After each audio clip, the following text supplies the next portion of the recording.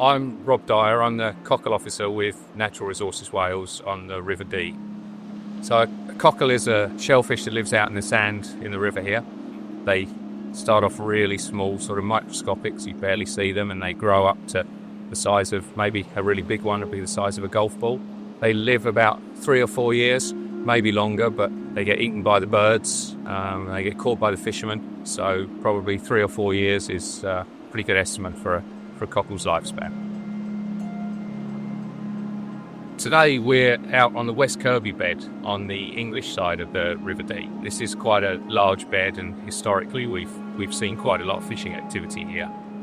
Other beds on the English side include the Cockle bed as we head upstream, and then further upstream the Thurston bed. If we go over to the Welsh side, we've got the Salisbury bed over there, the number 3 buoy bed, and the Mostyn and Talacra beds.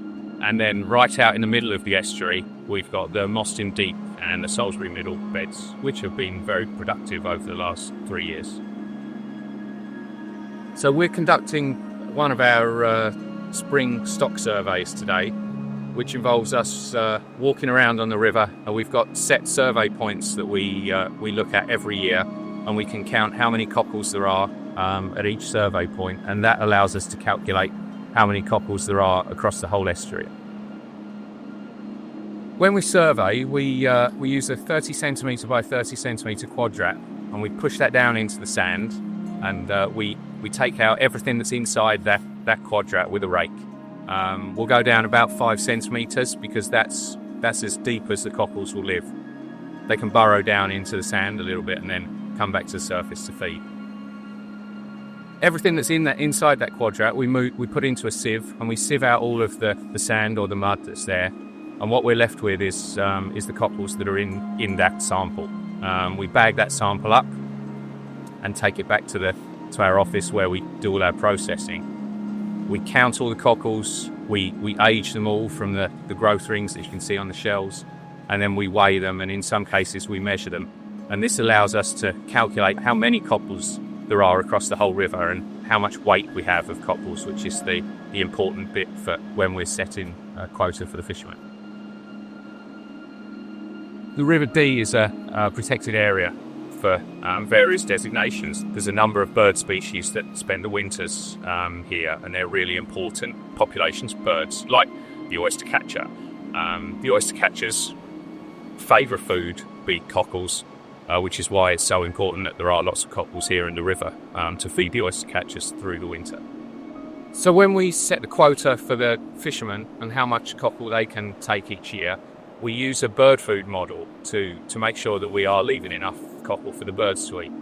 Now, what that does is we assume that there is a large, healthy population of birds on the river, and we put aside thousands of tonnes for the birds to eat over the winter.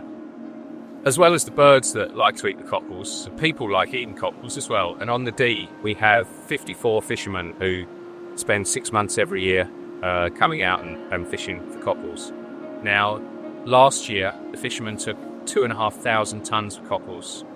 That 2,500 tonnes seems like a huge amount of cockles, which it is, but overall in the river we had over 10,000 tonnes of cockles last year. So the river is huge, and there's so many cockles out here that there's enough that the people and the birds can share what's available. The fishermen work 6 months of the year. They start on July the 1st, and they can fish all the way through until the end of December. This is one of the bags we provide for the fishermen to put their catch in when they take it out every day. This bag here will hold 500 kilograms of cockles when it's filled right to the top. So we can manage the amount that the fishermen are taking by giving them a bag of the right size. Last year, 500 kilograms a day was how much the fishermen were allowed to take. It might be that in a different year that's too much, so we might cut them down to 400 or 300 kilograms. And to do that, we would just provide them with a smaller bag, and if their bag is full up, then they know they've taken enough for that day. Almost all of the cockles that are harvested by the fishermen from the River Dee here end up going abroad to markets in Spain and in Holland. My name's Ian Marland, one of the licence holders on the River Dee. feel very privileged to have a licence because they're quite hard to get hold of. I've cockled since I was 16, since I left school, and then it got regulated in 2008 and the cockle came to an end only for the licences that were issued. Our typical day is we go out in boats to access the cockle beds, put the boats aground, and then we'll spend so many hours raking the cockles up with a rake, putting them through a riddle to get the small ones out, and then we'll bag them, load them into the boat, and then when the boat floats again, we'll take them to either the Caldy, Thurston slipway, Greenfield, or Connors Quay, which is the designated landing point. As you can see in the background, it is a lovely place to work, and sometimes it's not like going to work because it's so enjoyable just being out there, on the river. No, it's not like working in a factory. It's just really enjoyable. Really nice place to be.